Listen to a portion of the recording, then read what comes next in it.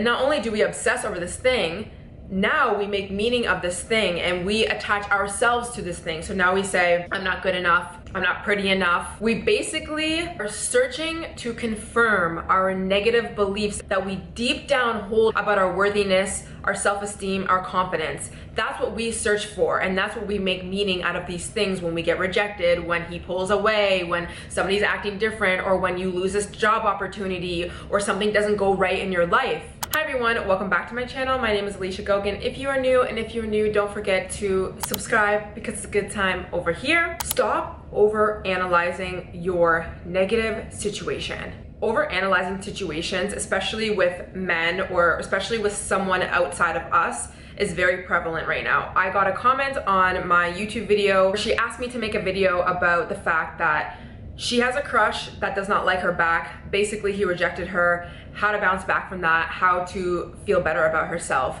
I've also been going through some things in my own life, and also my friends are going through the same thing of coming to a realization that there's something unwanted going on in our reality. Instead of persevering and letting it be a lesson, letting it be something that motivates us, we overanalyze the situation so much and we become obsessed. And if you're somebody who is looking for videos, or if you're looking for advice on how to deal with rejection, how to get over rejection, how to get over him, what to do when he's pulling away, how to stop obsessing over something. The reason why you're not able to bounce back from this situation is because you're putting so much of your focus on this negative situation that you don't actually want to be happening in the first place. See, the thing is, we are human beings and we are wired to look for comfort and look for safety. So when something unwanted is happening in our lives, we automatically try and fix it, we try and analyze it, we try and make it better. The problem with doing that is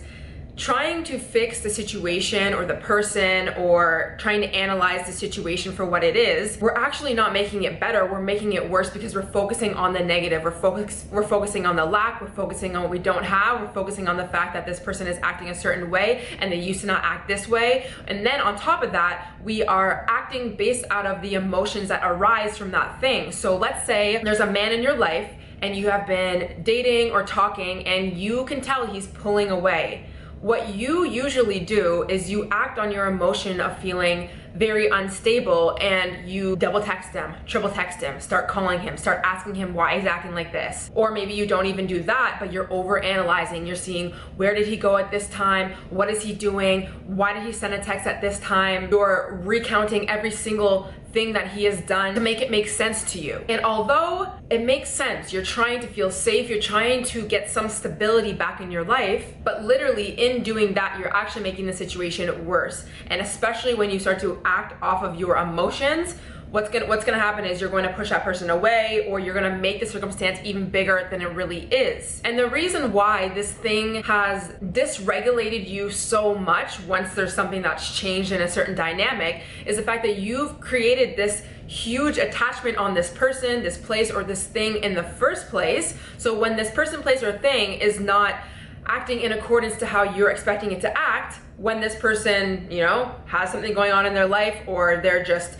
acting a certain way, it destabilizes you so much. And it makes the situation in your mind so much bigger, when really this person could just be going through something which actually doesn't require any reaction from you at all. Or maybe this thing is happening so that you can realize what the situation is in a broader view, and so that you can maybe detach, you can learn, you can grow from this. But instead, what do? We see something, we see this person acting a certain way, pulling away, whatever, and we obsess over this thing. And not only do we obsess over this thing, now we make meaning of this thing and we attach ourselves to this thing. So now we say, I'm not good enough, I'm not pretty enough. We basically are searching to confirm our negative beliefs that we have, that we deep down hold about our worthiness, our self-esteem, our confidence. That's what we search for, and that's what we make meaning out of these things when we get rejected, when he pulls away, when somebody's acting different, or when you lose this job opportunity, or something doesn't go right in your life. We operate out of a lot of low self-esteem, especially as women, even men as well.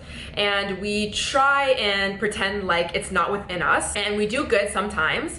And then as soon as something goes wrong, because we want to be right about ourselves, we want to be right, we want to feel safe, we want to feel like we have some control over situations, what we do is we say, this person is acting like this because I am not worthy, just the way that deep down I actually believe. But the problem with this is you are trying to confirm something that's not actually true about yourself. You're just holding this as your truth because of your past childhood, your traumas, people in the past that have told you that you are not worthy. And the more we believe that about ourselves, what happens? We start to manifest more of the same situation. We lose more opportunities, which confirms us what we already believe within ourselves, which is that we are not worthy of the situation. Or we're acting out of low self-worth, we hate ourselves, we feel rejected, we feel pushed down, then we act based off of that low self-esteem, which means maybe we're chasing a guy because we need to feel something. Maybe we're posting excessively on social media, but it's to the point where this person can perceive you as being desperate or needy, which means it's going to repel this person more, and in your mind you're going to say, yep, confirmed, this guy doesn't like me because of me. The most important thing for you to realize when it comes to overanalyzing situations and just focusing on circumstances that you don't want, that you are the one that's putting so much meaning on it. Not the person, even if they're saying something that's really triggering you, not people around you that's going to make meaning out of this thing. At the end of the day, you are the one that's putting meaning, and you have a certain perception of this thing, which is going to make you feel a certain way. So if you want to bounce back from rejection or a negative situation, or you just want to have something that is the opposite of what's happening in your life right now, you have to stop over analyzing. You have to stop checking. You have to stop waiting. You have to stop focusing on all of the reasons why the situation happened. And you need to remind yourself that you're operating from this low self-esteem based off of your traumas, childhood, all of these things, but it's not you. But you have to stop playing into this story that it is you. Now, this is gonna require some discipline, especially when there's something acute in your life right now that's not going the way you want and you are feeling like crap about yourself. This is gonna have to do a lot with your day-to-day behavior. So let's say right now you're talking to a guy and you can just tell he's pulling away. First of all, don't text him anymore. Like, seriously, the worst thing, and I will tell you this from so much experience, I see it all the time, and I will stand by this. If somebody is pulling their energy back for whatever reason, it does not matter. You are doing nothing to your advantage by following them, by pursuing them, by chasing them, especially when it comes to men. Now, obviously, it's going to depend on the certain situation, depending if you're in a relationship or not, maybe they're going through something. It's okay to express the fact that maybe you're there for them, but in a distance, whatever. When something unwanted is happening, the energy is being pulled away from you, and desperately, you're chasing it. That's not going to help the situation, because you chasing it is you focusing on the unwanted thing. You're not even focusing on, at this point, the amazing relationship that you once had, or how he used to be, or the opportunities that you used to have. You are chasing the negative. So when it comes to your behaviors, stop double texting, stop posting online just to get somebody's attention. And one of the most important things is stop letting your inner child bring you on this emotional roller coaster. Let me explain. When you go through something distressing in your life, it triggers different parts of you, a lot of different inner parts, your inner child, whatever you want to call it. And these feelings are valid, and you should be there for yourself, and you should listen to the parts of you that need healing, and giving yourself affirmations and all that kind of stuff. But when something distressing happens, what happens is you go on this emotional roller coaster. It just happens. If you go through a breakup, if you go through something that's uncertain, if you don't know if you're gonna get a job opportunity, all of these things, worry starts to come on. So you get on this emotional roller coaster. This is normal. This is what happens when you are stable, emotionally stable, and then something dysregulates you. And then you gotta kind of get back onto the track. You have your triggered parts, and you have you as a human being, your adult self. You're gonna go on this roller coaster. You're gonna go up, you're feeling a little bit okay, like, okay, it makes sense why this person is acting like this, like, I can handle it, we're good. And then you're gonna have one thought and it's gonna bring you all the way down, like, I am not worthy, this person's never gonna come back, da da da. And then you go back up, and then you go down, right? Depending on how high and how low, and also how fast you go, depends on who's driving the roller coaster, let's say. So it's inevitable that you're gonna go on this roller coaster for a bit. But you don't have to go super high and super low and really, really quickly if you can actually be there for yourself, if you can actually be there and take control over the situation. So your inner child is gonna wanna go all the way up. Okay, I can handle this, I'm amazing, let me go back to the gym, let me just work on myself, da da da. And then, because your inner child is very emotionally unstable, it's gonna have one thought and it's gonna be like, oh my God, I'm the worst kid ever, oh my God, like I'm unworthy of everything. But what you can do as yourself now, being this age,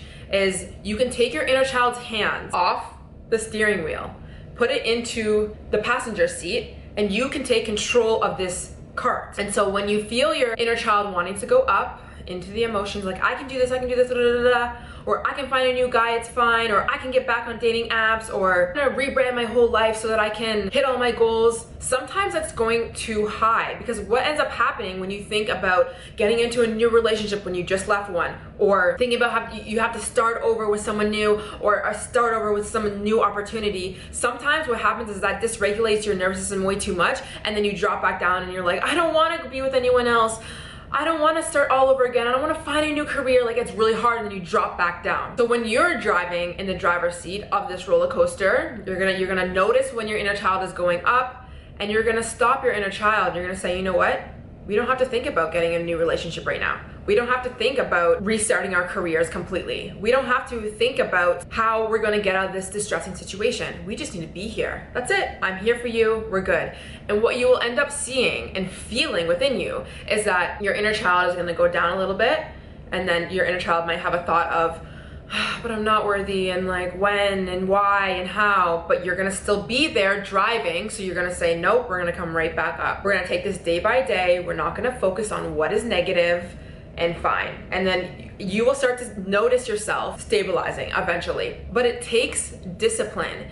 It takes you as an adult watching when your mind goes to the most negative circumstance, negative outcome, thinking about why it's you, wondering when it's gonna happen, all of these things. And it takes a lot of discipline for you to bring yourself back. And when I'm telling you discipline, I'm telling you, when you get in this stressful situation, you think about a certain circumstance every 3 seconds. I know this to be true. I've gone through it myself. I see it with my friends. We'll tell ourselves 1 minute we are not going to obsess over the fact that he hasn't texted me in 10 hours. And then 3 seconds later, we're checking our phone hoping that it's him texting.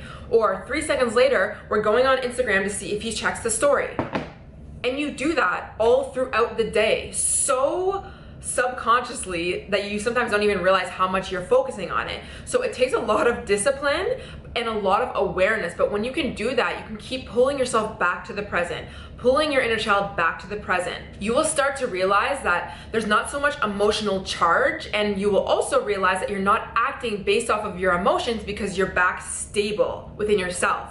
Now, this might not feel comfortable because you are used to looking for the negative. You are used to having the answers come to you right now. You need to know what's gonna happen. But you need to realize you wanting to know the outcome is just from a place of fear. Because the truth is, if nothing bad was going on in your life, you wouldn't be worried about the outcome. You just wouldn't. It's like when I go to my job, I don't stress about my job. I know that I can do my job. I know that I'm gonna be making money. I know everything is going to be fine. So I don't ever go into my work stressing about how much money I'm going to be making, or like if this shift is going to be okay. Like I'm very stable and secure in knowing that this thing is already done, like it's fine, it's going to work out. And that's how you are when you're in a stable relationship. That's how you are when you're not worrying about things. So you really want to step into the energy of somebody who already has the relationship, the security, the desired outcome. But it's hard for you to even act like that when you're completely acting out of emotion. So if you're in a point right now where you're obsessing over someone, where you are trying to make a story in your head about why the situation is happening, when this person is going to come back, how much you need to change yourself, all of these things, remind yourself, is focusing on this negative situation actually helping me or hurting me? And the answer is hurting you. You're struggling with having confidence within yourself and bouncing back from rejection because you are focusing on the rejection. Stop focusing on the rejection. Stop focusing on the fact that this thing didn't work out, this opportunity didn't work out, whatever the thing that's negative didn't work out. Because the truth is, what you want is for things to go good, for things to turn around, for you to feel confident in love and all of these things within yourself. So focus on that. Stop focusing on the things that you can't change. And remind yourself and watch yourself when your mind, when your inner child, when your parts of you start to search for evidence as to why he's pulling away, why he's not texting back, it's you, it's another girl, he's doing something bizarre, whatever. Stop focusing on it. It doesn't matter. It literally does not matter. Why? What's the point? You finding out the why, what's gonna end up happening is you're gonna tell yourself one story and then 3 seconds later, you're gonna come up with a new story, but it's still gonna be negative and it's still gonna get you nowhere in your life. Stop focusing on the things that you cannot change right now, that are going wrong in your life, and focus on who you are outside of being affected from this negative thing. Focus on your career. Focus on your relationship. If your career is negative right now, focus on enjoying your life. Focus on building friendships. Focus on something that you can learn from the situation instead of focusing on what you do not have. And honestly, I can guarantee you there is about 5 to 10 things that you should be worrying about that you were not prioritizing when the things were going right in your life with this specific person or this opportunity, this job, like whatever you were actually focusing on that made you feel super happy. I can guarantee you there were still a lot of things that you were not focusing on, because if you were focusing on those things, this situation wouldn't be so huge in your life, because you wouldn't have such a huge attachment to it, because you'd be focusing on other areas of your life to keep you stable when this thing happens. Now, I know it's hard and your mind's gonna go to the negative, and it's not the end of the world if you go there. It's not the end of the world if you give yourself a good cry, if you need it, if you feel really like so much anxiety and you're really trying to not focus on something and you're trying to focus on yourself and you're still not feeling good. Maybe you need to release these emotions a little bit. Journal it out, do meditation, do some affirmations, talk to someone if you need it, but be very, very aware of how much attention you are putting on something that will change, but it will only change if you stop focusing on this thing. Be proactive, focus on your health, focus on your wellness, focus on the things that are going right in your life, focus on the things that you can work towards that have nothing to do with this right now. You can come back to it at a later date if you even need to, but please don't rob yourself of your whole day, of everything that's so beautiful in your life because of this thing. And I know it can be hard. I have been through some of the hardest things in my life, the most negative, the most dysregulating things that have thrown me off for weeks at a time, that made me feel so much suffering and so much pain. And I look back and I honestly wish someone was there to tell me to try and bring my focus off of this thing, because being in the present moment right now and being stable is what's going to not only help me and make me feel good in this moment because I'm not stressing about this thing, but also it's going to bring me the thing that I actually want, which is the opposite of this negative thing. I hope this video helped. Please comment down below what you want me to talk about next. You will also see on the screen right now a video from my channel that YouTube is suggesting that you watch next. Please go do that. Don't forget to subscribe so you never miss a video with me, and I'll talk to you guys in the next one. Bye.